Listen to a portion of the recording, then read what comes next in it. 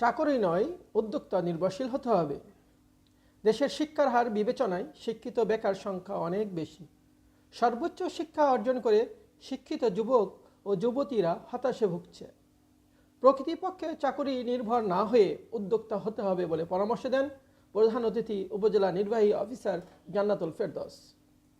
বুধবার সকালে রাজশাহীর চারঘাট উপজেলা প্রশাসন এবং প্রাণী সম্পদ এর আয়োজনে জাতীয় প্রাণী সম্পদ সপ্তাহ 2025 এর শুভ উদ্বোধন করেন ইউএনও। দিনের শুরুতে দেশীয় জাত আধুনিক প্রযুক্তি প্রাণী সম্পদে হবে উন্নতি, এই প্রতিপাদ্য স্লোগান নিয়ে একটি র্যালি উপজেলা ক্যাম্পাস পরিদর্শন করে। পরে উদ্যোক্তাদের বিভিন্ন স্টল পরিদর্শন করেন ইউএনও। অনুষ্ঠানে সভাপতিত্ব করেন প্রাণী সম্পদ কর্মকর্তা সরকাত এনায়েত কবির। অনুষ্ঠানে যুবায়ন কর্মকর্তা সরওয়ার উদ্দিনের সঞ্চালনায় সবাই বক্তব্য দেন উপজেলা সহকারী কমিশনার ভূমি রাহাতুল করিম মিজান, কৃষি অফিসার আল মামুন হাসান, চারঘাট মডেল থানা অফিসার ইনচার্জ মিজানুর রহমান।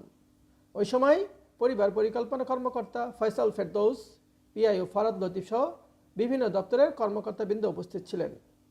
পরিশেষে ইউএনও বলেন,